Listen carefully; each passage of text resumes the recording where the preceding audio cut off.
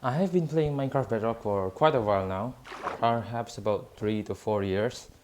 And yes, I do know that a lot of people complain a lot about the bugs, but it doesn't mean Mojang is not trying to fix them. Mojang has been consistently and actively fixing the bugs throughout the course of the year, and most of them are pretty critical to the game because they can slow down your progress in your survival world. But other than that, most of them are pretty much multiplayer ones. Like you're not being able to build blocks because it's just ghost blocks, and when you finally resync with the server side, it just makes you fall through because the block was not there. But there is also some others, like when you scaffold up, it just makes you take fall damage, which is quite weird to me because I never really experienced it in my survival because I know it's a solo world. The only bugs, the only bug I've encountered with in my survival is when I used my Riptide Trident and placed a block right under me when I reached the highest point, and it just killed me. I think that because of the Minecraft code trying to figure out if you're falling or not, and then just unknowingly makes you take fall damage. But I'm not here to explain bugs. I'm here to give my opinions about all of the bugs and how can Mojang fix the bugs better, or at least be faster at fixing them. Perhaps they go like one at a time, like per mob or per block. Like they can probably try to solve it a bit more better because then they can focus onto that the one aspect of the game. But it depends on the code because the codes can be separated from the thing itself. Maybe it's from another object, another item, another mob, or perhaps even another biome. So it mostly depends on the codes. So what I'm trying to say here is I think they should do it per code. Like, I don't know. I'm not a very good coder here. I'm just trying to do the best to give my opinion here. So please don't judge me in the comments. I'm not, you know.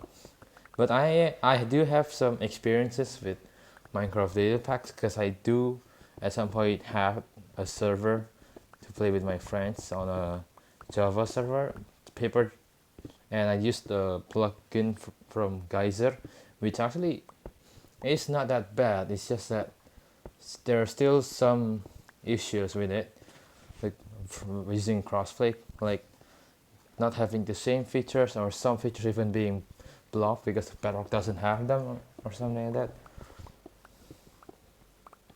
But other than that, I don't really have much to complain about the bugs. But there is that one funny bug when if you just place slime blocks and then a boat on top of it and then just jump multiple times and then get into the boat, you're just gonna go really high. It's like an elytra launcher, but without any kind of rockets and stuff like that, or even TNT or wind charges, which is still a new thing to the game. And regarding about wind charges, I think they're actually pretty cool. Even though I haven't come across any trial chamber in my survival, but I already tested it in my creative world and it was super fun. I just suggest you guys try to make some fun and maybe even useful contraptions using wind charges and redstone, because they can go infinitely, like without, it's not affected by gravity like other projectiles. It's similar to the fire charge pretty much when you use a dispenser. But yeah, I don't really have that much to talk for this video, and the footage is about like 7 minutes long, so I still have to talk about something. Yeah, my world hasn't been doing that much, pretty much. This is some old footage that I have of me building a melon pumpkin farm, and at this point I'm already in a stronghold and trying to make another portal to connect it to my base. Though I haven't beaten the Ender Dragon yet, so comparing my statistics to my achievements, yeah, don't do that, because it's pretty far behind. Because, A lot of people do the 100 days thing, and they already beat the dragon on like day 40 or something. But I'm a chill player. I don't really rush things. I just gonna enjoy them and try to not rush too much, just to enjoy the game a little bit more. And also don't really like to mess with villagers too much, especially because in Bedrock there's this bug where if you just leave the game while a villager is not have not been traded yet, and then if you log it back in, the villager's profession block might just be taken by another jobless villager, and they just kind of lost that thing, lost that bit. And it's not just villagers you haven't traded with; it's also villagers you have traded with. If they go too far from the block and then you log back in, another villager might just take over it, and you won't be able to trade with that villager again unless you kill or remove that other villagers that has taken over it. So that is another annoying bug I have found during my survival.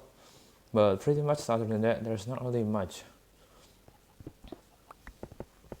But seriously, even though this is old footage, when I was recording this, I already had a sugarcane and bamboo farm, and I did have a sheep and a honey farm, but I removed them because I'm gonna move them somewhere else in a better spot because I do have plans or what do I want to build in my village.